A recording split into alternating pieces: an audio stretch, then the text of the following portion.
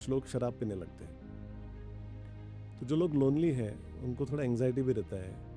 कुछ लोगों को सोशल एंग्जाइटी होती है, कुछ लोगों को डिप्रेशन होता है। तो वो जो खालीपन है वो भरने के लिए अगर वो अल्कोहल ट्राई करके देखते हैं, क्योंकि सुना था कि ये गम की दवा है कि बुरा असर पड़ रहा है, हम रोक नहीं पाते हैं खुद को, और अगर हम रोकने की कोशिश करते हैं तो उसके विड्रॉल सिम्टम्स आने लगते हैं, बेचैनी होने लगती है, चिड़चिड़ होने लगती है, तब उसे हम एडिक्शन कहते हैं। 6 महीने के, 1 साल के, 2 साल के बच्चों को भी खाना खिलाने के लिए माँ मोबाइल दिखाती है तो एक जगह पे बैठते हैं, तो उसी टाइम में वो खाना खिला देते हैं और बच्चे भी सीख जाते हैं, उनको भी वो डोपामिन हिट मिलता है, प्लेजर, उसी को प्लेजर समझने लगते हैं। बच्चे पेरेंट साइकोलॉजी बहुत अच्छे तरह से समझते हैं। तो ये यंग एज में, जैसे स्टूडेंट लाइफ में ये एडिक्शन शुरू होता है, टोबैको, सिगरेट, स्मोकिंग, गांजा, ये सब बहुत कम एज में, स्कूल डेज में आजकल शुरू होता है। तो पेरेंट्स को अगर एग्जैक्ट आइडेंटिफाई करना है कि हमारा बच्चा या हमारी बच्ची एडिक्शन की तरफ जा रहे हैं, तो क्या 2-3 पॉइंट्स है जो उन्होंने ध्यान में रखने चाहिए? और आजकल एक नया एडिक्शन आया है, मुझे लगता है सीरीज, वेब सीरीज का, OTT प्लेटफॉर्म्स का, उसके बारे में आप क्या कहेंगे? जैसे अभी कोई फैमिली खाना खाने जाती है, यस, तो वो लोग बाहर जाते हैं खाना खाने, तो पिताजी बियर ऑर्डर करते हैं यस। या मम्मी भी आजकल वाइन लेती है।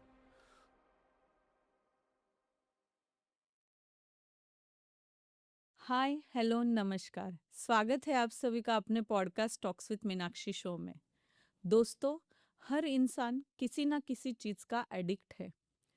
किसी को फ़ोन की आदत है, किसी को कमाई की आदत है, तो किसी को लोगों की आदत है।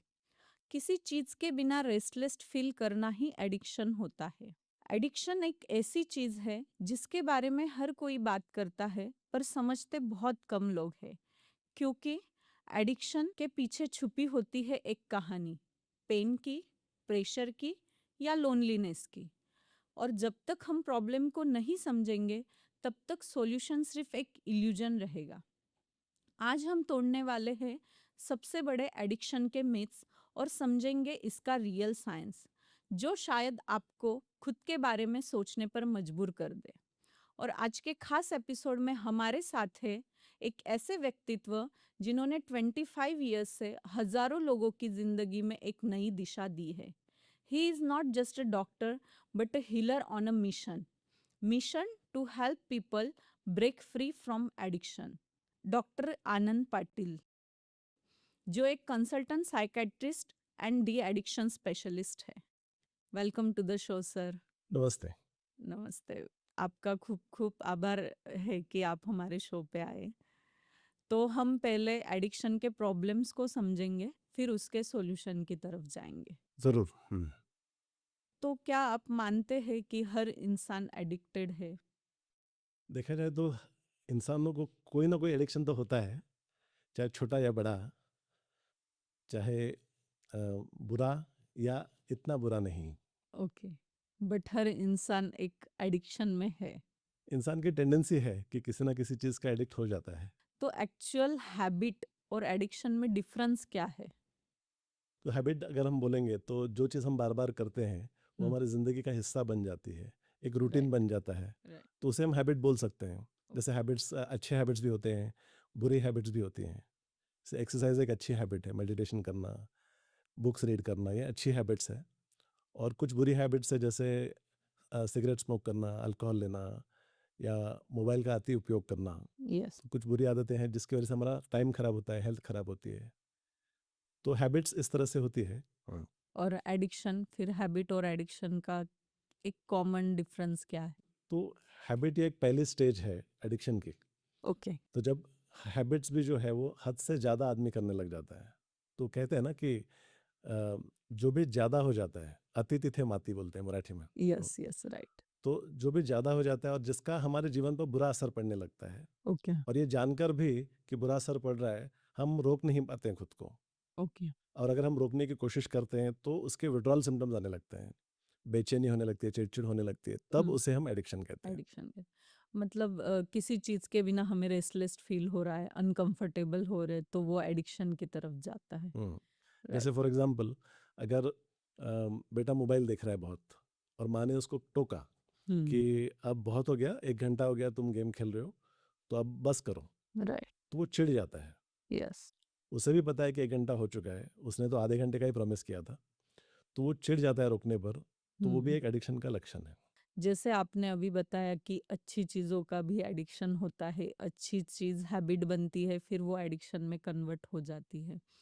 तो हम एक ऐसे कैटेगराइज़ करेंगे good addiction versus bad addiction. तो कौन-सी कैटेगरीज़ में गुड एडिक्शन आते हैं और क्या है जो बैड एडिक्शन की कैटेगरी में आते हैं? वैसे एडिक्शन को गुड कहना तो डिफ़िकल्ट ही है, ओके, लेकिन फिर भी गुड हैबिट्स बोल सकते हैं हम लोग। ओके। जैसे एक्सरसाइज़, प्राणायाम, मेडिटेशन की हैबिट।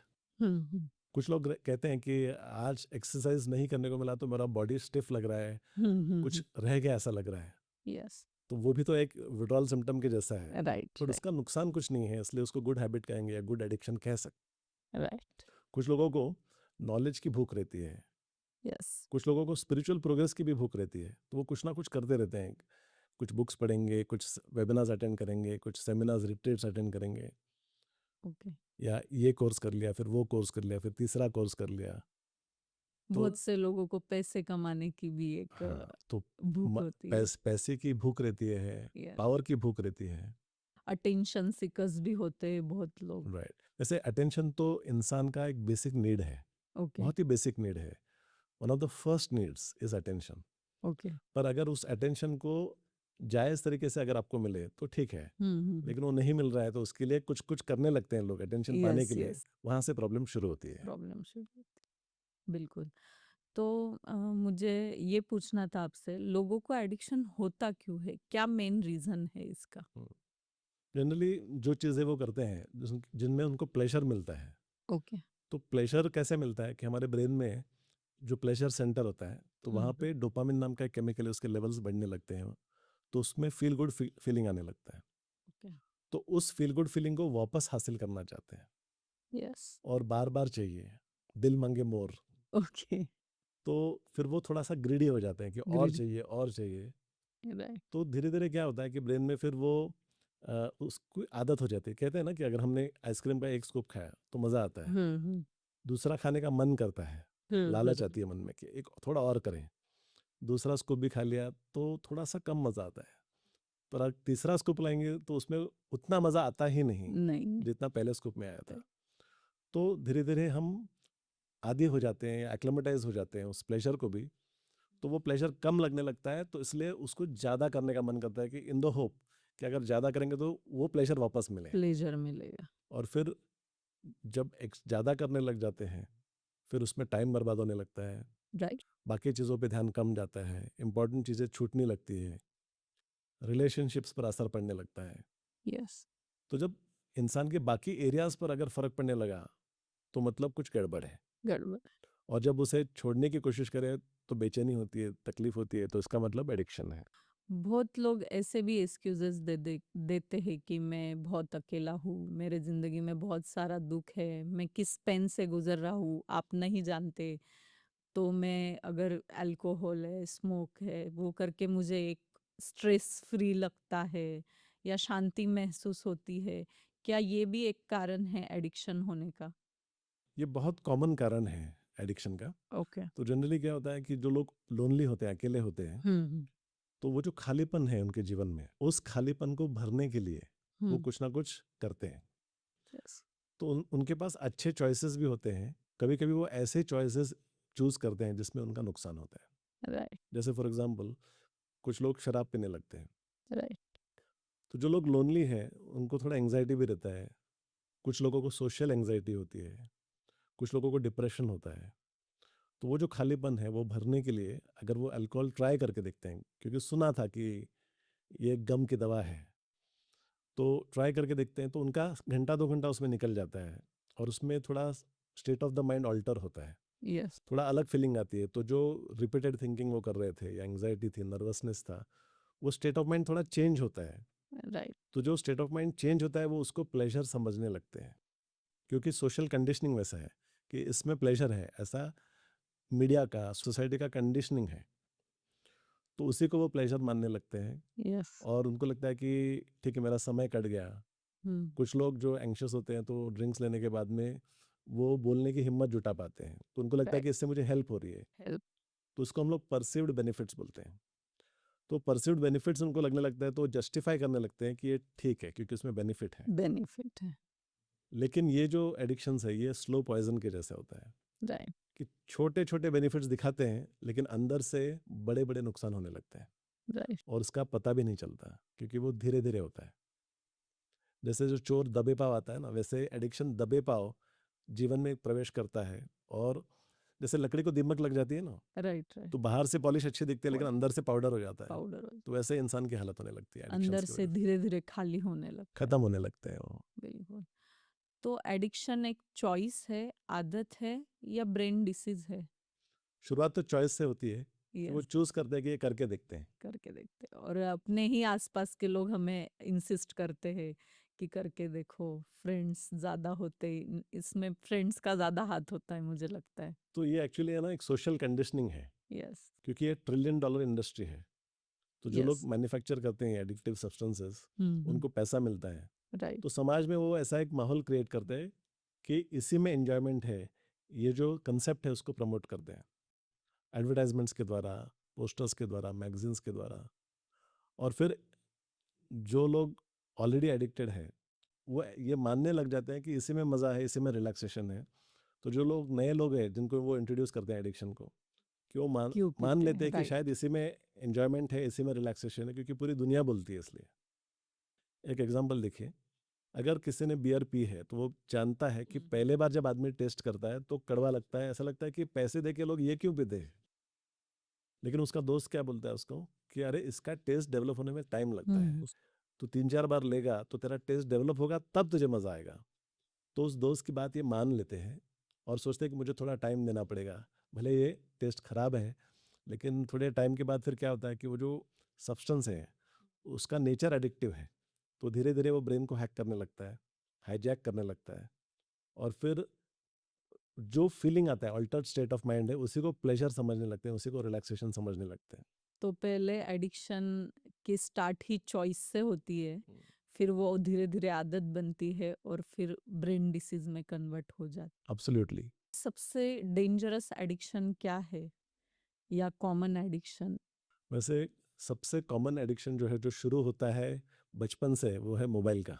राइट, तो छोटे बच्चे जो हैं 6 महीने के, 1 साल के, 2 साल के बच्चों को भी खाना खिलाने के लिए माँ मोबाइल दिखाती है तो एक जगह पे बैठते हैं, तो उसी टाइम में वो खाना खिला देते हैं।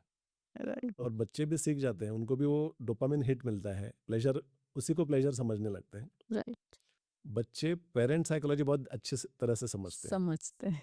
तो उनको पता है कि अगर मैं जिद करूंगा तो मुझे मिलेगा, हम्म, तो मैं रोऊंगा या मैं जिद करूंगा तो मेरे पेरेंट्स ज़्यादा देर तक वो बर्दाश्त नहीं कर पाएंगे और वो मेरी बात मान जाएंगे। मान जाएंगे। तो जिसमें इमीडिएट प्लेजर मिलता है तो उसके पीछे बच्चे पड़ जाते हैं। बिल्कुल। और फिर उनको पता है कि मैं खाना नहीं खाऊंगा तो पेरेंट्स मोबाइल दिखाने ही वाले हैं। तो इस तरह से वो एडिक्शन शुरू हो जाता है, बढ़ते जाता है। तो जैसे ड्रग्स, अल्कोहल, स्मोकिंग है, मोबाइल है, गेमिंग है, गैम्बलिंग है, इसके बारे में आप क्या कहेंगे? तो जैसे बच्चे बड़े होते हैं तो फिर वो मोबाइल का एडिक्शन बढ़ते जाता है, गेमिंग का एडिक्शन शुरू होता है। अरे, गेम्स में मज़ा आता है, थ्रिल आता है। बिल्कुल, वो गेम ऐसे डिज़ाइन किए जाते हैं कि जैसे उसमें लेवल्स रहते हैं तो अचीवमेंट का फीलिंग आता है कि मैं कुछ कर रहा हूँ, मुझे मैं कुछ अचीव कर रहा हूँ, उससे थ्रिल आता है, जीत का मज़ा आता है। जीतने का एक ये तो वो होता है। गेमिंग का एडिक्शन बहुत कॉमन हो जाता है। फिर म्यूज़िक, मूवीज़, टेलीविज़न का एडिक्शन होने लगता है। और रील्स का एडिक्शन, सोशल मीडिया के जो शॉर्ट रील्स होते हैं, शॉर्ट वीडियोज़ रहते हैं, उसका एडिक्शन होने लगता है। और जब बच्चे जैसे जैसे बड़े होते हैं, जैसे 6, 7 स्टैंडर्ड, 8 स्टैंडर्ड में उनको जल्दी बड़ा होने की जिद रहती जिद, है ना, कि बड़े लोगों जैसा करना चाहिए तब हम बड़े हो गए ऐसा लगेगा। और क्यूरियोसिटी बहुत रहती है, उनको लगता है कि सुना है ये क्या रहता है, ड्रिंक्स लेते हैं लोग, एंजॉय करते हैं, चीयर्स करते हैं, स्टाइल में सुट्टा मारते हैं। तो जो हमारे फिल्म इंडस्ट्री में भी जो हीरोज़ है आजकल वो सिगरेट पीते हुए दिखाते हैं, भले एक कैप्शन होता है कि it is injurious to health, but इतने बड़े स्क्रीन पे वो सिगरेट ही दिखती है, वो कैप्शन दिखता नहीं है। तो उनको लगता है कि जब ऐसा करेंगे तो कूल लगेगा। और क्यूरियोसिटी तो है कि ये कैसा क्या होता है, ये किक क्या होती है, तो उनको करके देखने का बहुत टेम्पटेशन रहता है। टेम्पटेशन रहता और छुप छुप के जो करने वाली चीज़ें रहती है उसमें एक हम्म, अलग ही थ्रिल रहता है। एक अलग मजा आता है उनको। और दोस्तों को बताने के लिए कि अरे मैंने ये करके देखा है, मैंने वो करके देखा है, तो अपनी खुद की बड़ाई करने के लिए भी खुद वो का लोग, स्टेटस मेंटेन करने के लिए भी बच्चे इन चीजों की तरफ जाते तो हैं, बच्चे उसको कूल समझते हैं, कूल समझते, पर एक्चुअली वो फूल बनते थे। फूल बनते हैं। बिल्कुल सही। तो ये यंग एज में, जैसे स्टूडेंट लाइफ में ये एडिक्शन शुरू होता है, टोबैको, सिगरेट, स्मोकिंग, गांजा, ये सब बहुत कम एज में, स्कूल स्कूल डेज में आजकल शुरू होता है। वाइन लेना, बियर लेना, ब्रीजर लेना, वोडका लेना, और फिर ये नॉर्म बन जाता है कि अगर कुछ एंजॉय करना है, बर्थडे सेलिब्रेट करना है, तो ये ही तरीका है। ओके। तो ऐसे धीरे धीरे एक एक एडिक्शन जीवन में आने लगता है। बेसिकली वो जो सोसाइटी में देखते हैं उसको फॉलो करने की कोशिश करते हैं, तो कहीं ना कहीं हमारी ही गलती है कि हम बच्चों को वो सब दिखा रहे हैं और वो उन चीजों की तरफ अट्रैक्ट हो रहे हैं। जैसे अभी कोई फैमिली खाना खाने जाती है, यस। तो वो लोग बाहर जाते हैं खाना खाने, तो पिताजी बियर ऑर्डर करते हैं, यस। या मम्मी भी आजकल वाइन लेती है। तो वो जो बचपन से ये सब देखते हैं तो उनको लगता है कि ये नॉर्मल है। हम्म। तो इनडायरेक्टली उनको परमिशन मिल जाती है कि यही लाइफस्टाइल है, इसी को एंजॉयमेंट कहते हैं, और वो इमिटेट करते हैं। और वो ऑब्वियसली मम्मी पापा को ही फॉलो करते हैं बच्चे। हाँ, और देखते हैं कि अगर ये करते हैं इसका मतलब इसमें कोई बुरी बात नहीं होगी। बुरी बात। और जब पेरेंट्स उनको रोकने जाते हैं तो उनको उल्टा जवाब पूछते हैं हम्म। कि आप करते हो, हम हमें क्यों रोक रहे हो? हमें। आप ओल्ड फैशन हो, आप यस। ऑर्थोडॉक्स, दुनिया बदल रही है, आप वहीं पे हो। यस। तो बच्चे आजकल पेरेंट्स से फ्रेंड के जैसे बात करते हैं। मुझे तो लगता है कि फ्रेंड क्या, वो पेरेंट्स को तो चुप ही कर देते हैं। वो खुद ही माँ बाप बन गए आजकल। हम्म, तो बच्चे जो है बोलने में बहुत होशियार रहते हैं। यस। यस। तो पहले ज़माने में क्या था कि पेरेंट्स से बात करते वक्त डर रहता था, डर है। तो कुछ एक लेवल संभाल के बात करते थे। हम्म। वो डर तो ख़त्म हो गया है अभी, खत्म हो फ्रेंडली गए। रिलेशनशिप होने की वजह से बच्चे सवाल पूछते हैं, जवाब पूछते हैं, और बातों में तो उनसे जीतना बहुत मुश्किल हो जाता है। बहुत मुश्किल। आजकल की जनरेशन बहुत फास्ट और बहुत नॉलेजेबल है। उनके पास आंसर्स भी रेडी है, क्वेश्चंस भी रेडी है, सब कुछ रेडी है। और आजकल की जनरेशन को लगता है कि उनसे एल्डर जनरेशन को कुछ नहीं समझता कुछ नहीं समझ। है ना? तो नॉलेज होने की वजह से, गूगल होने की वजह से, बिल्कुल। एआई होने की वजह से, उनको लगता है कि उनके पास नॉलेज, उनको सब पता है। सब। मुझे पता है, मुझे बात करने जाओ तो बोलते हैं मुझे पता है? तो यस। बात करना भी आजकल मुश्किल हो जाता है, तो फिर ओके। वो रिस्पेक्ट कम हो गया है, वो कम्युनिकेशन कम हो गया है। राइट। तो एडिक्शंस उसके लिए बहुत जिम्मेदार है। तो कितना कॉमन है एडिक्शन मेन वर्सेस वुमेन? वैसे ऐसा स्टडीज में देखा गया है कि मेन में एडिक्शन का जो प्रमाण है वो कई पट ज़्यादा है ओके। औरतों से, बट औरतें भी अब पीछे नहीं हैं। यस। यस। तो पिछले कुछ सालों में औरतों में सिगरेट का, अल्कोहल का जो प्रमाण है वो बढ़ते जा रहा है। तो एक एडिक्ट पर्सन को डी एडिक्शन में लाने के लिए फैमिली का रोल कितना इम्पोर्टेंट है? तो फैमिली बहुत इम्पोर्टेंट है क्योंकि वो एक सपोर्ट सिस्टम का काम करती है। राइट। तो फैमिली ही पहले रियलाइज़ करती है कि अरे ये तो एडिक्शन बढ़ते जा रहा है, तो वो उसे आगाह हम्म। करती है, उसे रोकने की कोशिश करती है। पर अक्सर जो एडिक्ट होता है उसको ये इंटरफेरेंस पसंद नहीं होता है, तो इसलिए वो विद्रोह करता है, चिड़चिड़ करता है।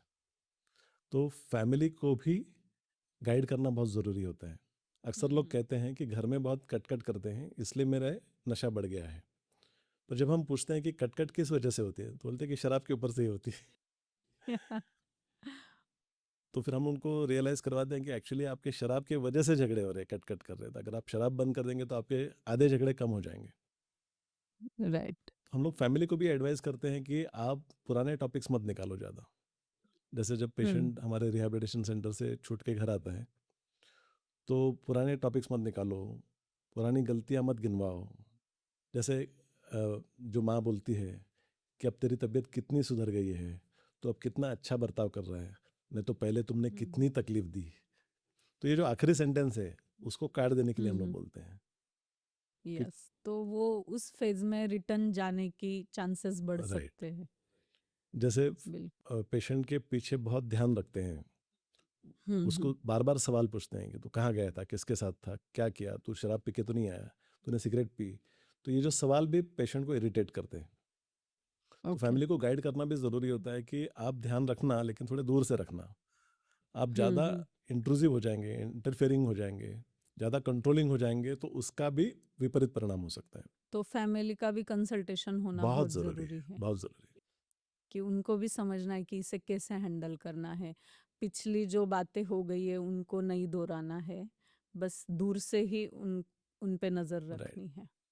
और वैसे जैसे फैमिली का सपोर्ट सिस्टम इम्पॉर्टेंट है, वैसे ही एक हम्म। और बहुत बढ़िया सपोर्ट सिस्टम है, वो है अल्कोहलिक एनोनिमस का। नारकोटिक एनोनिमस के ग्रुप्स होते हैं। तो ये एक वर्ल्ड ओके। वाइड ऑर्गेनाइजेशन है, जिसके हर सिटी में मीटिंग्स होती हैं। तो जैसे हम्म। अल्कोहलिक एनोनिमस की जो मीटिंग है वो शाम को 7 बजे होती है। तो जो समय लोग जाके ड्रिंक लेते हैं, ड्रिंक लेने की जगह पे वो मीटिंग अटेंड करें। तो इस मीटिंग मीटिंग में क्या होता है कि जो लोग पहले शराब छोड़ चुके हैं, वो अपना अनुभव बताते हैं। शराब का उनके जीवन पर क्या बुरा असर पड़ा, और शराब छोड़ने के बाद उनको क्या क्या फ़ायदा हुआ। तो वो जब शेयर करते हैं, तो जो शराब छोड़ने चाहते हैं उनको लगता है कि अरे ये तो मेरी स्टोरी है, कोई तो है जो हम्म। मुझे समझ पा रहा है, और समझ अगर वो पा कर रहा है। पाता है तो मैं भी कर पाऊंगा। तो ये एक उम्मीद जागती है और सपोर्ट सिस्टम तैयार होती है। तो medical line of treatment, counselling के साथ साथ अल्कोहलिक अनोनिमस ग्रुप का सपोर्ट लेना भी बहुत अच्छा विकल्प है। बहुत अच्छे ग्रुप से शायद ये किसी की लाइफ चेंज कर रहे हैं, बहुत बढ़िया काम हो रहा है समाज सुधारने का। किसी को नई दिशा मिल रही है अपने लाइफ में, और वो रिलेट कर पा रहे कि अपने ही जैसा कोई अपनी स्टोरी बता रहा है, तो वो खुद से मैचअप कर पाते हैं। आज के टाइम पे ऐसा कौन सा एडिक्शन है कि जो पूरी फैमिली ही बर्बाद कर देता है?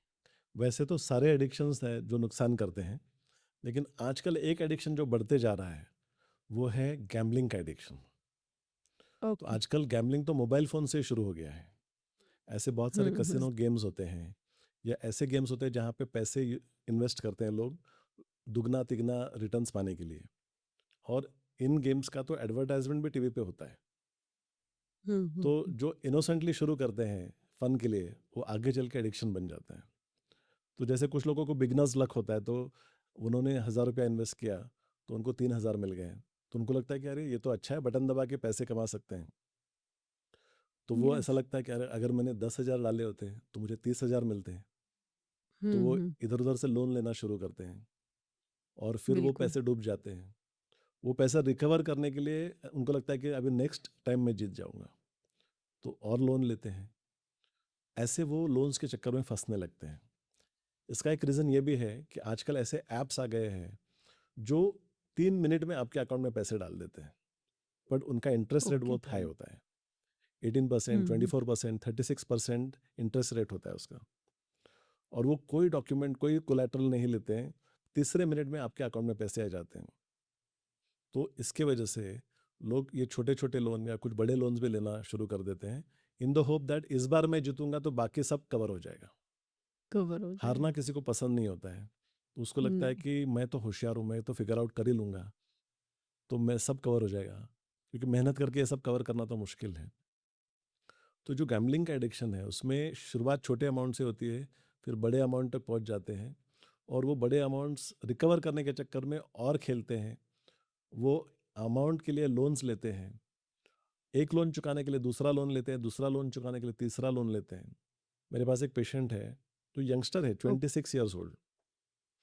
उसके पास 24 लोन थे। OMG। एक साल में उसने 24 लोन लिए थे, पर वो छोटे छोटे लोन थे। यहाँ से 5,000 लिया, वहाँ से 6,000 लिया, यहाँ से 10,000 लिया। तो एक लोन चुकाने के लिए दूसरा लोन लेते हैं, तो वो उस चक्कर में फंसते जाते हैं, और हाई इंटरेस्ट होने की वजह फंसते से जा। 2 टाइम्स, 3 टाइम्स, 4 टाइम्स हो जाता है, और फिर चुकाना मुश्किल हो जाता है। और ये जो ऐप्स होते हैं, इनके जो रिकवरी एजेंट्स होते हैं, वो तो गुंडे होते हैं, बदमाश होते हैं। तो वो जब ऐप से लोन लेते हैं, तो वो जब सब अलाउ करते हैं ना, बहुत सारे परमिशंस ले लेते हैं, तो लोन चुकाने के लिए, मजबूर करने के लिए, उनकी फ़ोन लिस्ट जो है आपकी, वो उनके पास चली जाती है। तो आपके रिश्तेदार, आपके फ्रेंड्स को फ़ोन कर के बोलने लगते हैं कि उसको बोलना लोन चुकाना है उसका अमाउंट, तो बदनामी होने लगती है। तो इस तरह से बहुत सारा इमोशनल प्रेशर भी आ जाता है, स्ट्रेस आ जाता है।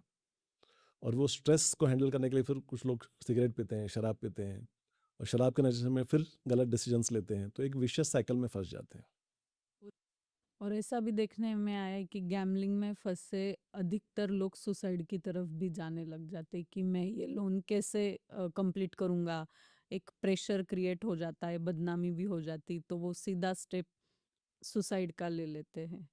और इसके पीछे का कारण मुझे ऐसे लगता है कि लालच और शॉर्टकट वे से मनी कमाना।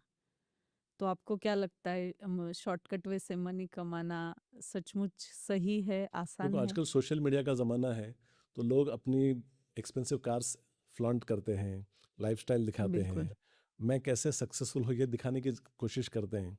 तो यंग जनरेशन बहुत हम्म इन्फ्लुएंस हो जाता है, उनकी भी ड्रीम होती है, विजन बोर्ड होता है कि मेरी मर्सिडीज़ होनी हम्म चाहिए, मेरी BMW होनी चाहिए, लैम्बोर्गिनी होनी चाहिए, मेरे पास आलीशान घर होना चाहिए। तो ये सब कैसे होगा? अगर मेहनत करेंगे, जॉब करेंगे, तो 50,000 1 लाख रुपया सैलरी होगी, तो कब लैम्बोर्गिनी आएगी? तो वो ढूंढते रहते हैं बच्चे कि ऐसा कौन सा तरीका है जिसमें फटाक से स्मार्ट तरीके से पैसा आ जाए, फास्ट मनी फास्ट मनी कैसे आ कैसे आ जाए? जाए। और फिर उनको लगता है कि वो बहुत स्मार्ट है, तो वो फिगर आउट कर लेंगे। तो ये जो तरीके हैं, हम्म। उनको लगता है कि अरे इसमें 1,000 रुपीज़ इन्वेस्ट करेंगे तो 3,000 6,000 10,000 मिलते हैं। तो यही तरीका है अमीर बनने का। तो जब हम लोग यस। इनकी काउंसलिंग करते हैं, तो हम जब उनको हम्म। समझाते हैं, रियलिटी बताते हैं कि ये जो बिजनेसेस है, ये ऐप्स जो है, ये आपको अमीर बनाने के लिए नहीं बनाई गई है। आप जो ऐप के ओनर है वो खुद अमीर एग्जैक्टली बनते हैं उससे। एग्जैक्टली है ना? तो तो सोशल मीडिया के झांसे में ना आए, ऐसे ऐप से राइट। दूर रहिए। तो जैसे एक किस्सा मैं आपको सुनाता हूँ कि मेरा एक बिल्कुल। यंग इंजीनियरिंग स्टूडेंट था, वो हार्डली 19 ईयर्स ओल्ड था या 20 ईयर्स ओल्ड होगा। हम्म। तो उसने ऐसा करते करते 3 लाख का कर्जा कर लिया था, और वो फ़ोन कॉल चालू हो गए रिकवरी हम्म। एजेंट्स के। तो पेरेंट्स को पता चल गया, तो हम्म। पेरेंट्स ने वो लोन चुका दिया क्योंकि इंटरेस्ट रेट बढ़ रहा था, इंटरेस्ट अमाउंट डबल होने बिल्कुल। वाला था। तो पेरेंट्स उसको हमेशा सुनाते रहते थे कि तेरे वजह से हमने हमने एफडी तोड़ दी, हमारा इतना हम्म। पैसा गया। तो वो सुन सुन के वो भी फ्रस्ट्रेट हो रहा था। तो उसने मनी मन बिल्कुल। ठान लिया कि इनके पैसे मैं इनको लौटाऊंगा, इनके मुंह के ऊपर मारूंगा, तब एक शांत होंगे। तो कौन सा तरीका है? तो शॉर्टकट वही तरीका था कि एक बार मैं जीत गया ना, तो मैं जीत गया इनकी तो। बोलती बंद कर दूंगा। तो फिर उसने इधर उधर से उधार लिए, मोबाइल गिरवी रखा, बाइक गिरवी रखी, और फिर हारते गया, तो वो अमाउंट 13 lakhs का हो गया। और फिर जब OMG। पेरेंट्स को पता चला, तो वो तो उनकी पैरों के अलग नीचे ही। से ज़मीन खिसक गई। तब वो हमारे पास लेके आए थे, और फिर उसको हमारे रिहैबिलिटेशन सेंटर में एडमिट किया। तो सहारा में जब एडमिट करने के बाद में फिर उसका काउंसलिंग हुआ, उसको रियलाइज़ हुआ कि अरे ये भी तो एक एडिक्शन है, मैं एक एडिक्शन में फंस गया था। हम्म। और फिर उसने अपने एटीट्यूड चेंज करने के लिए काउंसलिंग किया, उसका लाइफस्टाइल मॉडिफिकेशन, उसके गोल सेटिंग पे हमने काम किया, और उसको ये समझने में हमने मदद की कि शॉर्टकट में ये सब सारे नुकसान हो सकते हैं। तो स्टेप बाय स्टेप ही आप प्रोग्रेस करो तो अचीव कर पाओगे। थोड़ा उसका फाइनेंशियल एजुकेशन में हमने किया, फाइनेंशियल लिटरेसी बढ़ाने के लिए, कि कैसे वो सिस्टमेटिक इन्वेस्टमेंट करके धीरे धीरे उस गोल को अचीव कर सकता है जो वो शॉर्टकट में करना चाहता था। तो रियलिस्टिक गोल्स रखने के लिए हमने उसको हेल्प की, और फिर उसका बिल्कुल। रिहैबिलिटेशन हुआ, वो संवर गया। मुझे ऐसे लगता है ना कि आजकल की जनरेशन जनरेशन को ऐसा लगता है कि टेक्नोलॉजी इतनी फास्ट हो गई है। 10 मिनट्स में फूड डिलीवर हो जाता है।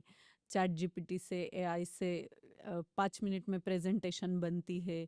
हम 10 मिनट में का कहीं पे मैसेज ट्रांसफ़र कर सकते हैं। सब कुछ बहुत फास्ट हो गया है।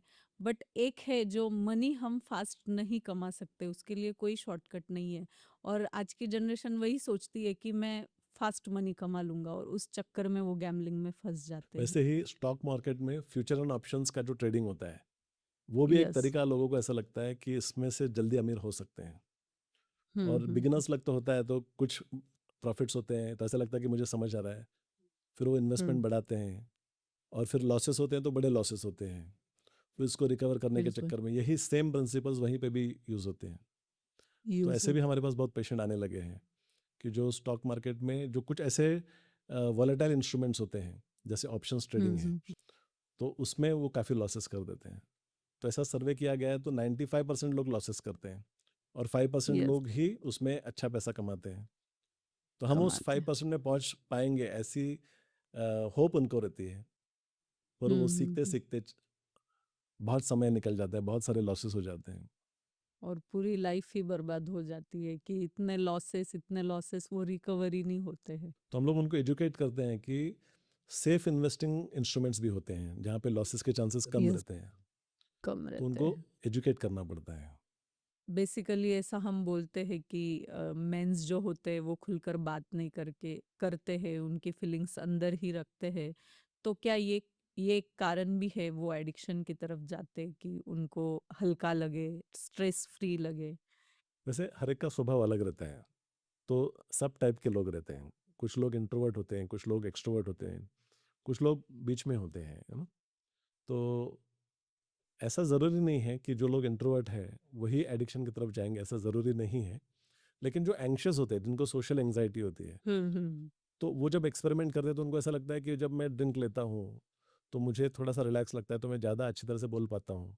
तो यस। उस परसीव्ड बेनिफिट समझकर वो उस तरफ मुड़ने लगते हैं। और जो लोग एक्सट्रोवर्ट होते हैं तो उनको तो लोगों से मिलना पसंद है। तो समाज में ऐसा हो गया है कि सोशलाइज करना मतलब खाना खाना, ड्रिंक्स लेना, ये सोशल नॉर्म बन गया है। तो जो एक्सट्रोवर्ट्स हैं वो सोशलाइज करने के लिए भी ड्रिंक्स लेते हैं, स्मोक करते हैं।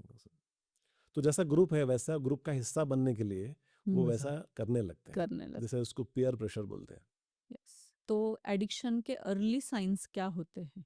तो कोई भी चीज़ जब आदमी हद से ज़्यादा करने लगता है और जब उसको कोई रोकने की कोशिश करे, या उसको खुद भी पता चलता है कि मैं कुछ ज़्यादा कर रहा हूँ, तो खुद को जब वो रोकने की कोशिश करता है और रोक नहीं पाता है, और अगर रोकते वक्त बेचैनी होती है, चिड़चिड़ होती है, तो समझ लेना चाहिए कि एडिक्शन की शुरुआत हो चुकी है।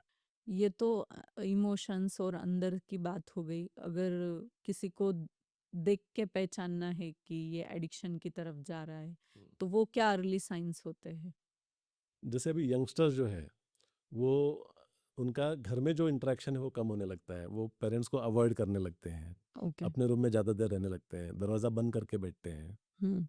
और फिर उनके बातचीत बिहेवियर में चेंज आने लगता है ओके। कि पहले तो बातों नहीं था, मिक्स होता था, दिल की बात बताता था, अभी अ, अलूफ रहने लगा है, अवॉइड करने लगा है। हुँ। तो पेरेंट्स को थोड़ा सोचना चाहिए कि कुछ एक्सप्लोर करना चाहिए हुँ। कि क्यों ये चेंज आ रहा है। कहीं तो भी तो गड़बड़ है। हो सकता है कोई ना कोई एडिक्शन हो। हुँ। तो पेरेंट्स को अगर एग्ज़ैक्ट आइडेंटिफ़ाई करना है कि हमारा बच्चा या हमारी बच्ची एडिक्शन की तरफ जा रहे हैं, तो क्या 2-3 पॉइंट्स हैं जो उन्होंने ध्यान में रखने चाहिए? तो सबसे बेसिक तो ये है कि बच्चों के साथ जो कम्युनिकेशन है वो चैनल ओपन रहना चाहिए। हुँ। वो चैनल क्यों क्लोज हो जाता है? क्योंकि पेरेंट्स समझ के लेने के लिए नहीं, समझाने के लिए ही टाइम इस्तेमाल करते हैं। यस। तो सिर्फ समझाना ही पेरेंट्स का काम नहीं है, तो समझना बच्चों को, उनके जो आज के तौर तरीके जो है उनको एक्सेप्ट करना, अगर उसमें कुछ अति हो रहा है तो उसमें उनको रोक टोक करना, वो तो उनकी जिम्मेदारी भी है। और सिर्फ डिसिप्लिन और सिर्फ पढ़ाई की बातें या सिर्फ तरक्की की बातें ही ना करते हुए थोड़ा प्लेजेंट टाइम भी टुगेदर, टाइम टुगेदर जो बोलते हैं, ओके। वो भी स्पेंड करना, बच्चों के जो इंटरेस्ट है उसमें भी हिस्सा लेना। राइट। तो ये जब ऐसे सारे एक्टिविटीज जब पेरेंट्स करते हैं तो बच्चों को लगता है कि ये हमें समझते हैं, या हुँ। तो बच्चे फिर वो चैनल ऑफ कम्युनिकेशन ओपन रहता है। वो फ्रीली शेयर कर अ, पाते हैं पेरेंट्स के तो साथ। सबसे बढ़िया तरीका तो यही है कि बच्चों से डायरेक्टली बात करें। राइट। हो सकता है वो डिफेंसिव हो, लेकिन डायरेक्टली बात करने से क्या होता है, बच्चे भी अवेयर हो जाते हैं कि पेरेंट्स चौकन्ने हैं, हुँ। और हो सकता है कि वो फ्रीली शेयर भी करे या टाल भी दे, यस। लेकिन थोड़ा सा कहीं ना कहीं तो उनको एक अंकुश लग जाता है। लग और पेरेंट्स को पता होना चाहिए कि अपने जो बच्चे हैं उनके फ्रेंड्स कौन हैं, वो क्या करते हैं, उनके फ्री टाइम में एक्टिविटीज़ क्या है, तो थोड़ा सा हुँ। ध्यान तो रखना ही चाहिए। रखना चाहिए। भले उम्र के साथ समझाने का या बात करने का तरीका धीरे धीरे बदलना चाहिए। बिल्कुल। एक ही तरीके का बचपन वाला तरीका जब बड़े हो जाते हैं वही इस्तेमाल करेंगे तो नहीं चलेगा। नहीं चलेगा। तो इसके लिए पेरेंट्स को भी अपने आप को ग्रूम करना पड़ता है, थोड़ा स्टडी करना पड़ता है, जो कॉमन प्रॉब्लम्स रहते हैं एडोलेसेंट्स के, यंग एडल्ट्स के, वो समझने चाहिए। उस हिसाब से खुद को भी थोड़ा चेंज करना चाहिए, तो वर्क करना पड़ता है कभी। ज़्यादा से ज़्यादा टाइम बच्चों के साथ स्पेंड करेंगे तो उनकी एग्ज़ैक्ट प्रॉब्लम क्या है, वो क्या चाहते हैं, वो समझ पाएँगे। ट्रू। तो अभी सपोज कोई बच्चा एडिक्शन में बच्चा या बच्ची एडिक्शन में है और पेरेंट्स को पता चला है कि हमारा बच्चा एडिक्शन में है, तो उन्होंने फर्स्ट स्टेप क्या लेना चाहिए? उनको डांटना चाहिए, कंट्रोल करना चाहिए, डिसिप्लिन में लाना चाहिए? अक्सर ये होता है कि पेरेंट्स जब कन्फ्रंट करते हैं तो बच्चे डिनाई करते हैं, झूठ बोलते हैं हम्म कि ऐसा कुछ नहीं है। अगर कोई सिगरेट का पैकेट भी मिल जाता है उनके बैग में, हम्म तो बोलते हैं कि मेरे दोस्त का था, पर उसके पिताजी आए थे तो वो डांटेंगे इसलिए उसने मेरे बैग में डाल दिया, ओके। तो ये उसका है, मेरा नहीं है। तो ये झूठ बोलते हैं बच्चे। तो जब बच्चे झूठ बोलते हैं तो फिर कंफर्म कैसे करें? तो कुछ यूरिन टेस्ट भी रहते हैं जो जिसमें ड्रग्स के लेवल्स पता चलते हैं। हम्म। तो कभी कभी टेस्ट का भी सहारा लेना पड़ता है झूठ का पर्दाफाश करने के लिए। राइट। और उनको ऐसा नहीं लगना चाहिए बच्चों को कि पेरेंट्स अब लेक्चर देंगे या मारेंगे, तो वो ओपन अप नहीं हो पाते हैं। ओके। तो पेरेंट्स अगर कम्युनिकेट करने, फ्री कम्युनिकेशन, बच्चों को भी उनकी राय पेश करने का मौका देना और अपने भी कुछ अनुभव शेयर करना, तो उससे वो थोड़ा सा ओपन अप हो सकते हैं बच्चे। और वो डिस्कशन जो है वो आगे बढ़ सकता है। पेरेंट्स ये बता सकते हैं कि इसमें क्या खतरा है, आगे चल के क्या हो सकता है, और ये जो खतरा है उसको टालने में ही समझदारी है। प्रॉब्लम आने के बाद उसको सॉल्व करने से अच्छा प्रॉब्लम ना आए उसके लिए क्या करना चाहिए। तो उसके इस तरह से लिए वो क्या? डिस्कशन आगे बढ़ सकता है। उस पे ध्यान देना ज़्यादा ज़रूरी है कि प्रॉब्लम ज़्यादा बड़ी ना हो जाए, और घर पे ही उसको हैंडल करने की बजाय हम किसी डॉक्टर का, किसी कंसल्टेंट का अगर इसमें उनकी राय ले तो ज़्यादा बेटर रहेगा। डेफिनेटली उसकी हेल्प होती है, क्योंकि जो डॉक्टर्स जैसे हमारे जैसे साइकेट्रिस्ट या काउंसलर्स जो होते हैं उनको एक्सपीरियंस होता है ऐसे केसेस हैंडल करने का, तो फ़र्क पड़ता है। ऐसा भी होता है कि पेरेंट्स के साथ बच्चे ओपन अप नहीं होते हैं, लेकिन जब हमारे क्लिनिक में आते हैं तो बच्चे जब हमारे सामने बैठते हैं तो हम उनको बताते हैं कि आप फ्रीली बात कर सकते हो। आप जो भी 4 बातें हमको बताएंगे उसमें से कोई सेंसिटिव बात है तो हमको बताना कि ये जो बात है हमारे बीच ही रहने दो। ओके। पेरेंट्स पूछेंगे तो भी मत बताना। तो वो ट्रस्ट हम डेवलप करते हैं और उसको निभाते भी हैं। यस। तब वो धीरे धीरे ओपन अप होते हैं और फिर प्रोग्रेस शुरू होती है। तो मैं आपसे पूछना चाहूंगी कि आपके लाइफ का कोई ऐसा केस जो आप कभी भूल नहीं पाएंगे या टफेस्ट केस था, वो मैं सुनना चाहूंगी। जैसे हमारे एक पेशेंट थे जो खुद डॉक्टर थे, ओके। और डॉक्टर है तो उनको पता है कि इससे क्या होता है, नुकसान होता है, ये होता है। एक उनका रेपुटेशन है सोसाइटी में। तो वो खुद डॉक्टर होने के बावजूद भी वो अल्कोहल के एडिक्शन में फंस गए थे। तो इतना फंस गए थे कि उनको हमारे सहारा रिहैबिलिटेशन सेंटर में एडमिट करना पड़ा था। ओके। तो वो डॉक्टर होने के नाते वो शुरू शुरू में अनकोऑपरेटिव थे। उनको हम्म लगता था कि उनको सब पता हम्म। है ना। तो वो नॉलेज का जो एक ईगो भी था वगैरह। तो शुरू में उनका कोऑपरेशन लेवल कम था। यस। फिर काउंसलिंग करके धीरे धीरे उनको मन तैयार करके जो प्रोग्राम है उसमें कैसे सरेंडर करना चाहिए, कैसे उसको एक्सेप्ट करना चाहिए, नहीं तो आपको प्रोग्रेस नहीं होगा। ये धीरे धीरे काउंसलिंग करके उनका मन तैयार करके, तो वो एक चैलेंजिंग केस था। ओके। तो अलग अलग उदाहरण देकर, है ना, हम लोग ने सक्सेसफुली उनको ये रियलाइज करवाया कि ये एक मौका है ओके सर। जिससे उनकी लाइफ टर्न अराउंड हो सकती है। हम्म। तो वो एक चैलेंजिंग केस था। तो डिनाइल जो बोलते हैं ना कि मेरा हम्म प्रॉब्लम इतना नहीं है, मैं तो कभी भी छोड़ सकता हूँ। हम्म एक्चुअली बीच में मेरा तो अभी पिछले 15 दिन से ही बढ़ गया है, तो थोड़ा सा अपना प्रॉब्लम कम करके बताते हैं, डिनाई करते हैं। हम्म। तो जो denial of the intensity of the problem, severity of the problem, ये एक हर्डल होता है ट्रीटमेंट के लिए। यस। तो पहले उसको ओवरकम करना पड़ता है काउंसलिंग सेशंस में। जब पेशेंट्स एक्सेप्ट करने लगते हैं कि हाँ मुझे प्रॉब्लम है, हम्म। उसके बाद प्रोग्रेस शुरू होती है।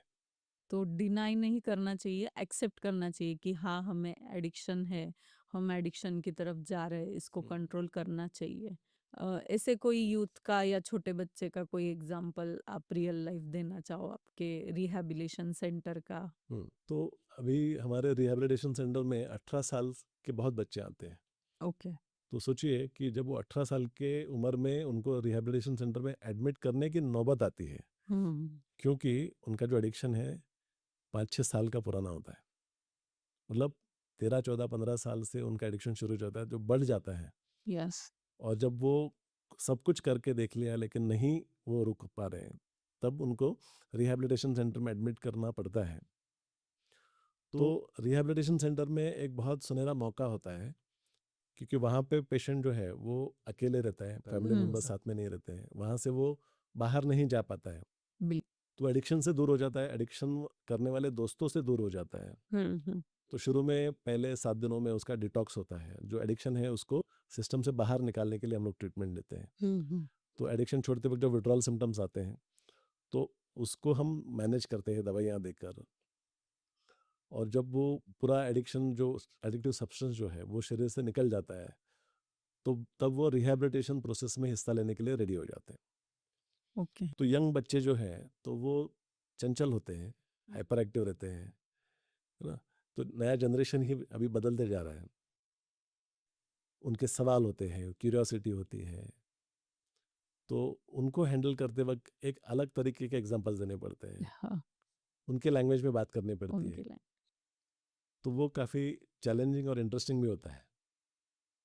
तो जैसे अभी किसी को एडिक्शन से बाहर आना है तो फर्स्ट स्टेप क्या होना चाहिए? तो पहला स्टेप तो होता है कि एक्सेप्टेंस का, कि हाँ मुझे एडिक्शन है। ओके। और दूसरा स्टेप होता है सरेंडर का, हम्म। कि मुझे एडिक्शन है लेकिन ये मैं खुद नहीं छोड़ पा रहा हूँ, मैं ये एक्सेप्ट करता हूँ, तो मैं आपकी हेल्प लेना चाहता हूँ, तो सरेंडर करना। हम्म। तब वो ओपन अप हो जाते हैं to receive the help also, बिल्कुल। और फिर उस पर काम करना शुरू होता है। तो जैसे आपने बताया कि पहले तो आप खुद से झूठ बोलना बंद कीजिए कि मुझे एडिक्शन नहीं है, मैं बस कभी कभी कर लेता हूँ, कर लेती हूँ। एक्सेप्ट कीजिए कि आप एडिक्शन में हैं और उसके सॉल्यूशंस निकालिए। लगे तो डॉक्टर से कंसल्ट कीजिए, रिहैबिलिटेशन सेंटर ज्वाइन कीजिए और आप एक बेहतर लाइफ पा सकते हैं। एक एडिक्शन वाले इंसान को नॉर्मल लाइफ में आने में कितना टाइम लग सकता है? ये हर एक का अलग होता है। ओके। देखो, एडिक्शन एक ऐसी बीमारी है हम्म। जिसका नेचर है रिलैप्सिंग टाइप का। तो कुछ लोग एडिक्शन छोड़ते हैं विल पावर से। हम्म। तो विल पावर अक्सर इनफ नहीं होता है एडिक्शन से दूर रहने के लिए ज़्यादा दिन तक, ओके। क्योंकि अभी शुरू में विल पावर 100% है, तो कुछ दिनों बाद वो 80% हो जाती है, फिर हम्म। कुछ दिनों बाद वो 50% हो जाती है, तो फिसल जाते हैं फिर। तो विल पावर से एडिक्शन नहीं छूटता, समझदारी से छूटता है। ओके। तो जब रिहैबिलिटेशन सेंटर में या हमारे क्लिनिक में भी जो काउंसलिंग करते हैं हम लोग, तो उसका गोल ये होता है कि उनको रियलाइजेशन करवाना, हम्म। उनको समझाना, समझने में हेल्प करना कि वो कैसे ट्रैप हो गए। हम्म। जो परसीव्ड बेनिफिट्स उनको लगते थे वो उतने इम्पोर्टेंट है क्या, वर्सेस द जो उनका डैमेज हो रहा है, जो नुकसान हो रहा है, अलग अलग लेवल पे नुकसान हो रहा है। हम्म। तो जब वो समझने लगते हैं बातें, तब वो रियलाइज करते हैं कि अरे मैं तो ट्रैप में फंस गया था। हम्म। जो मुझे लगता था कि मुझे हेल्प कर रहा है रिलैक्स होने के लिए, एंजॉय करने के लिए, टाइम पास करने के लिए, तो ये छोटे मोटे बेनिफिट्स से ज़्यादा नुकसान हो रहा है मेरा। यस। तब वो जागते हैं और फिर बोलते हैं कि नहीं, मुझे छोड़ना पड़ेगा। जब वो अंदर से आता है कि नहीं, ये तो गलत हो रहा है, मैं हम्म। गलत कर रहा हूँ, तब उनकी प्रोग्रेस शुरू होती है। कई बार ऐसा भी देखने में आया है कि हमारा सबकॉन्शियस माइंड या हमारा मन हमें अंदर से एक इंटीमेशन देता है कि हम एडिक्शन की तरफ जा रहे हैं, हमें इस चीज़ का एडिक्शन हो रहा है। फिर भी कई कई लोग उसको रोक नहीं पाते हैं। अगर उसी स्टेज पे रोक लिया होता तो आसान होता है, ऐसा मुझे लगता है। तो क्यों नहीं रोक पाते लोग उस टाइम पे खुद को? राइट। तो एडिक्शन को पता है, हम्म। पता है कि एडिक्शन नुकसान कर रहा है, बिल्कुल। फिर भी वो अपने आप को क्यों नहीं रोक पाते हैं, क्योंकि वो एडिक्शन से मिलने वाला जो प्लेजर है हम्म। उसको छोड़ नहीं पाते हैं। तो हम लोग उसको बोलते हैं इमीडिएट ग्रेटिफिकेशन। तो एक एक्सपेरिमेंट किया गया था ऐसा हम्म। कि कुछ बच्चे थे और उनको बुला के ये बताया गया था कि आपको हम 2 मिठाई दे रहे हैं, हम्म। और ये जो मिठाई है, ये एक मिठाई आप आज खाना है आपको और एक मिठाई आपको कल खाना है। बिल्कुल। तो मिठाई उनकी, दोनों मिठाई दे दिया उनको। तो कुछ बच्चे देख रहे थे कि ये तो हम्म। संकट है कि एक तो खा लिया, अब इसका क्या करें। इसका। तो कुछ लोग ने वो पेशेंस रखा हम्म, और वो दूसरे दिन खाया, और कुछ लोगों ने वो पेशेंस नहीं रख पाए, टेम्पटेशन, इमीडिएट प्लेजर के पीछे वो चले गए, बिल्कुल। तो उन्होंने खा लिया। तो इन बच्चों का लॉन्ग टर्म उन्होंने स्टडी किया, जब तक वो हम्म, बूढ़े नहीं हो गए तब तक। तो हर 6 महीने 1 साल उनके साथ उनका ऑब्जर्वेशन चल रहा था स्टडी में, और लॉन्ग टर्म स्टडी में ये पता चला कि जो बच्चे पेशेंस शुरू में रख पाए थे, हम्म, जो इमीडिएट प्लेजर के पीछे नहीं भागे, वो लाइफ में ज़्यादा सक्सेसफुल रहे, यस, और उनकी लाइफ ज़्यादा हेल्दी थी, सक्सेसफुल थी, और ओवरऑल उनका हैप्पीनेस क्वोशेंट ज़्यादा था। बिल्कुल। और जो जो लोगों ने इमीडिएट प्लेजर के पीछे जो लोग भागे, उनकी लाइफ देखा तो उनकी लाइफ में सक्सेस कम था, नुकसान ज़्यादा था, ब्लंडर्स ज़्यादा ज़्यादा थे, उनके रिलेशनशिप में प्रॉब्लम्स आए, हेल्थ इश्यूज आए। तो ये सब जो स्टडी है, इसके ऊपर से फिर वो कंसेप्ट निकला इमोशनल इंटेलिजेंस का, यस। कि ये एक इमोशनल इंटेलिजेंस है, ये समझना कि मेरे लिए क्या अच्छा है क्या नहीं अच्छा है। हम्म, तो बुद्धि तो बोलती है कि ये अच्छा है, लेकिन यस, दिल है कि मानता नहीं। मानता नहीं, बिल्कुल। या फिर लोग बोलते हैं कि दिल तो बच्चा है जी। तो यस, बच्चों को इमीडिएट प्लेजर चाहिए रहता है, अब भी चाहिए। अभी भी। तो हम बड़े भी हो जाते हैं तो, लेकिन हमारे अंदर का जो बच्चा है, वो हम्म। अभी भी अगर इमीडिएट प्लेजर के पीछे ही भागता रहा, तो फिर लाइफ में डिफिकल्टीज आने लगती है। तो लाइफ में पेशेंस और कंट्रोल होना बहुत जरूरी है। क्षणिक प्लेजर के लिए उसके पीछे ना भागते हुए सोचना चाहिए कि हाँ, सचमुच ये मेरे लिए राइट है या रॉन्ग है, क्या मैं इससे एडिक्शन की तरफ तो नहीं जा रहा हूँ, ये थोड़ा सोचना चाहिए। तो बिल्कुल। कुछ लोग इम्पल्सिव डिसीजंस लेते हैं, कि जो मन में आया वो कर लेते हैं, उसके परिणाम क्या होंगे, अच्छे परिणाम है या बुरे परिणाम है, लॉन्ग टर्म परिणाम क्या होंगे, इसको इम्पोर्टेंस नहीं देते हैं। तो ऐसे लोगों की टेंडेंसी रहती है एडिक्शन की तरफ जाने की।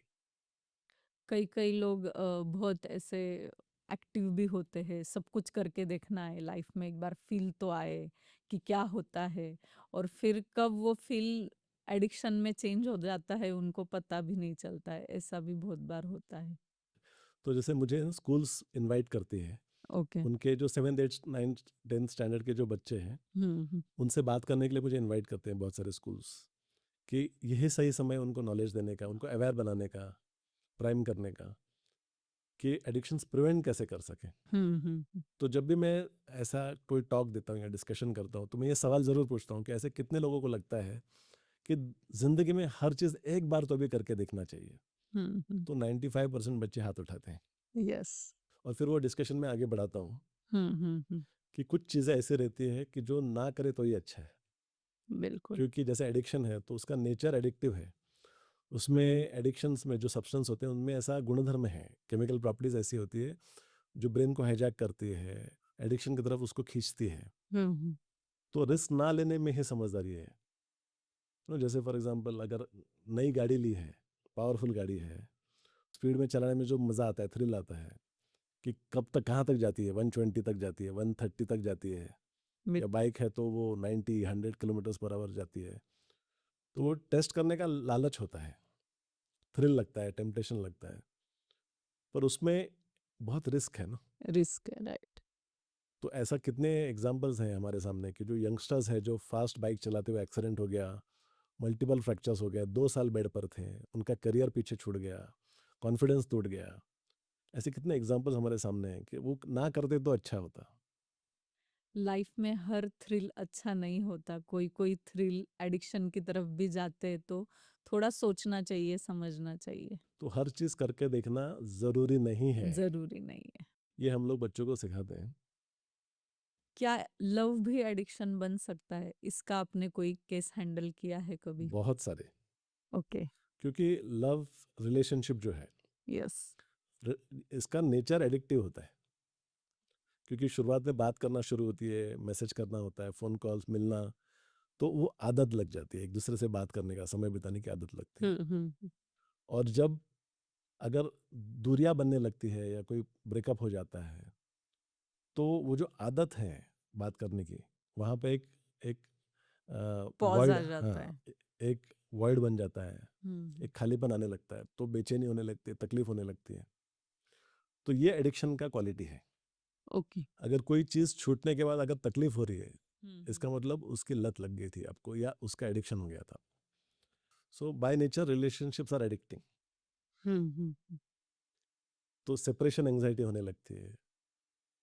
तो इसीलिए कुछ रिलेशनशिप्स अब्यूजिव होते हैं, टॉक्सिक रिलेशनशिप्स होते हैं, लेकिन ब्रेकअप करने का लोगों को हिम्मत नहीं होता है, उस रिलेशनशिप में से बाहर निकलने का हिम्मत नहीं होता है, क्योंकि बाहर निकलते वक्त तकलीफ होगी। तकलीफ। तो वो तकलीफ ना होने के लिए वो उसी अब्यूजिव रिलेशनशिप में कंटिन्यू करते हैं। बट ये आगे जाके बहुत बड़ा प्रॉब्लम क्रिएट हो सकता है। एग्जैक्टली। जैसे फॉर एग्जांपल शादीशुदा लोग हैं, उनका कभी कभी एक्स्ट्रा मैरिटल अफेयर्स में वो पड़ जाते हैं, तो वो आदत हो जाती है उस व्यक्ति से बात करने की। तो उनको भी पता है कि इसका मेरे मैरिज के ऊपर बुरा असर पड़ सकता है, मेरे फैमिली लाइफ पे, मेरे बच्चों के ऊपर बुरा असर पड़ सकता है। बिल्कुल। लेकिन वो जब छोड़ने जाते हैं तो उनको तकलीफ होती है, विड्रॉल सिम्टम्स आने लगते हैं। जैसे शराब छोड़ते वक्त कुछ लोगों को कंपन होने लगती है, नींद नहीं आती है, बेचैन होने लगता है, क्रेविंग होने लगता है। वैसे गलत रिलेशनशिप में से बाहर निकलते वक्त भी विड्रॉल सिम्टम्स आते हैं, इसीलिए वो गलत रिलेशनशिप में से बाहर नहीं निकल पाते हैं। ओके। जैसे एक्स्ट्रा मैरिटल रिलेशनशिप का मैंने बताया आपको कि वो लोग डिसाइड भी करते हैं कभी कभी कि हमें ये गलत है, हमें रुकना चाहिए, पर तकलीफ होती है तो फिर जुड़ जाते हैं, फिर जुड़ जाए। फिर अलग होने की कोशिश करते हैं, फिर जुड़ जाते हैं, फिर अल्टीमेटली सरेंडर कर देते हैं कि नहीं, हमें पॉसिबल ही नहीं है एक दूसरे से दूर पॉसिबल ही रहना। नहीं। और फिर जो आगे कॉम्प्लिकेशंस होते हैं उससे तो लाइफ ही बर्बाद हो जाती लाइफ है। बर्बाद हो जाती। एक छोटी सी चीज से शुरुआत होती है और वो पूरी लाइफ अफेक्ट करती है। क्या डी एडिक्शन की मेडिसिन्स का भी एडिक्शन होता है? हो सकता है, जैसे फॉर एग्जांपल अगर कोई एडिक्शन छुड़ाना है, जैसे शराब का एडिक्शन, उसको छुड़ाना है, तो अगर पेशेंट बोलता है कि अगर मैं नहीं शराब पीऊंगा तो मुझे नींद नहीं आती है, हम्म। मेरे हाथ में कंपन होने लगती है, ओके। बेचैन होने लगती है, मुझे एसिडिटी होने लगती है, चिड़चिड़ होने लगती है, तो जो डिटॉक्स वाला जो ट्रीटमेंट का फेज होता है उसमें हम लोग क्या करते हैं कि उसको उसको नींद का बंदोबस्त करते हैं। हम्म। ऐसी दवाइयाँ होती है जिससे कंपन कम हो जाती है, हम्म। चिड़चिड़ कम हो जाती है, ऐसी दवाइयाँ देते हैं।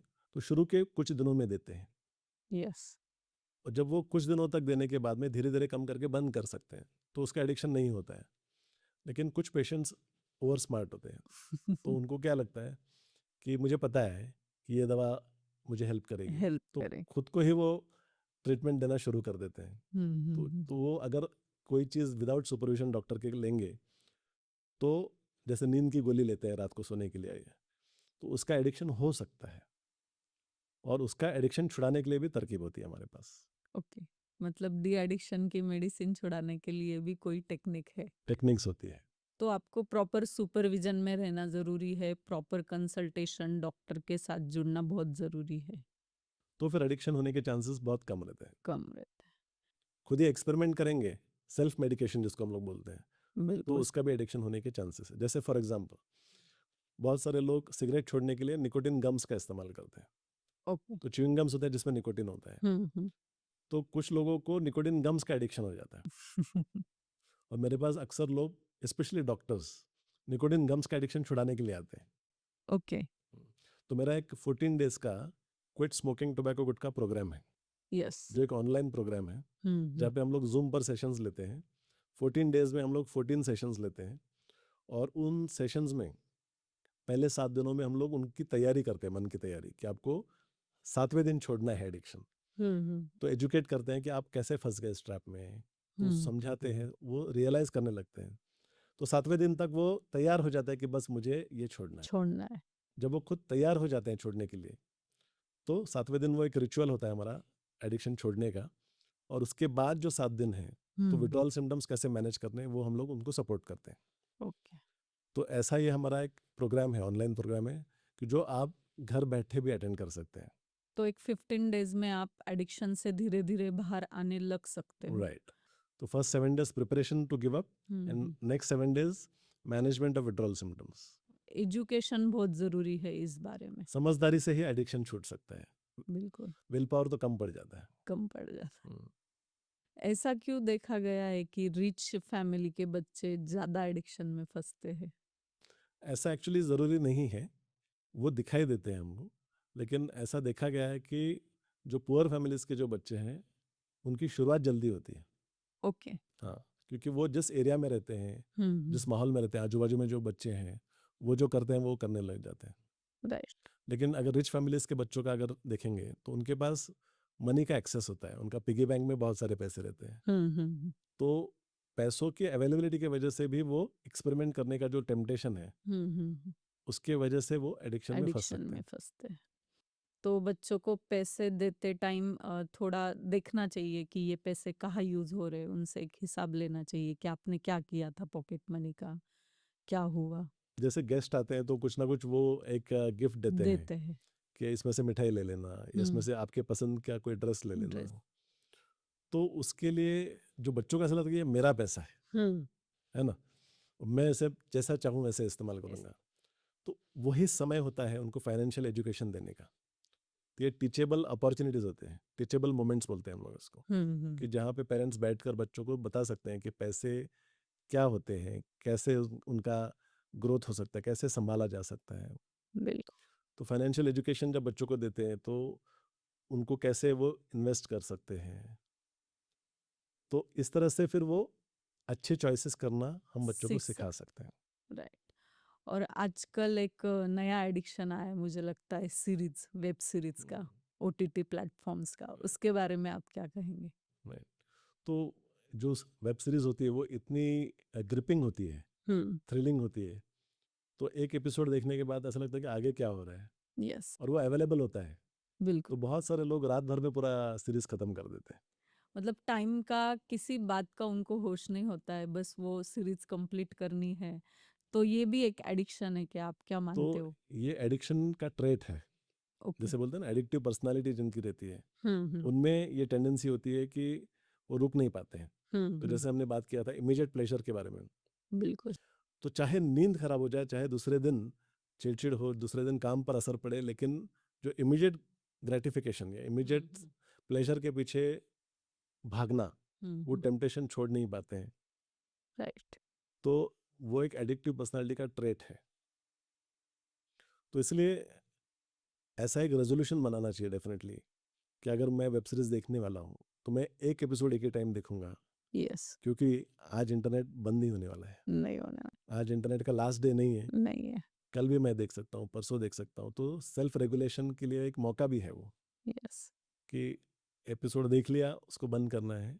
उससे पेशेंस भी डेवलप होता है और सेल्फ रेगुलेशन का कैपेसिटी भी बढ़ता है। थोड़े खुद के लिए सेफ्टी रूल्स करने चाहिए। डेफिनेटली। टाइम मैनेजमेंट भी आना चाहिए, वो भी बहुत बड़ी बात है एक। तो अगर कोई यूथ आज सीक्रेटली स्ट्रगल कर रहा है एडिक्शन से, तो उसके लिए आप क्या मैसेज देना चाहेंगे? तो यूथ होशियार है, उसको जानता है कि मैं गलत कर रहा हूँ, लेकिन दिल है कि मानता नहीं, मैं फंस गया है। तो अगर खुद से नहीं कर पा रहे तो डेफिनेटली हेल्प लेनी चाहिए। यस। हमारे जैसे साइकेट्रिस्ट या काउंसलर्स को अप्रोच करना चाहिए, डिस्कस करना चाहिए। तो हमारे एक्सपीरियंस से, हमारे साइंटिफिक स्ट्रैटेजीज के यूज़ से उनको जो एडिक्शन में से बाहर निकलने का जो रास्ता है वो आसान कर देते हैं।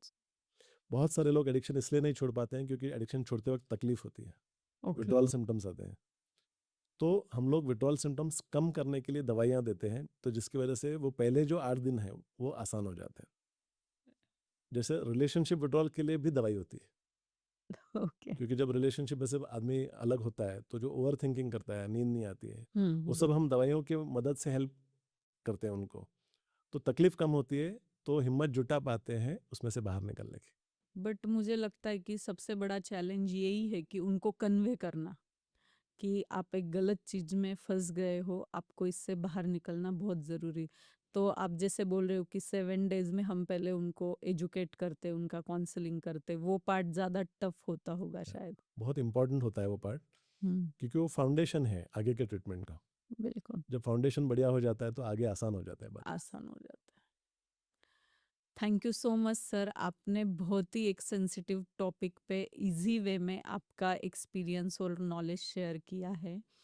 और सच में ये हमारे व्यूअर्स के लिए, ऑडियंस के लिए एक ट्रिगर पॉइंट हो सकता है कि वो खुद पे जज करे कि क्या मैं एडिक्शन में हूँ, क्या मुझे किसी चीज़ का एडिक्शन हो रहा है।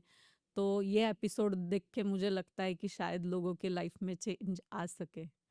दोस्तों याद रखिए, एडिक्शन सिर्फ एक आदत नहीं होती, ये धीरे धीरे इंसान को अंदर से ख़त्म कर देने वाली कहानी होती है। एडिक्शन है ये मानना ही और एक्सेप्ट करना ही और हेल्प मांगना ये कोई वीकनेस पॉइंट नहीं होता है, बल्कि यही सबसे बड़ा स्टेप होता है। अगर सीक्रेटली आप भी एडिक्शन से जूझ रहे हो या स्ट्रगल कर रहे हो, तो प्लीज़ अकेले मत लड़िए। बोलने से, शेयर करने से हीलिंग स्टार्ट होती है। और इस कन्वर्सेशन को शेयर करना ना भूले, क्योंकि ऐसे कन्वर्सेशन से किसी की लाइफ चेंज हो सकती है। Like, share and subscribe my channel. मैं हूँ मीनाक्षी भंसाली। मिलते हैं नेक्स्ट एपिसोड में। Thank you so much. Thank you sir.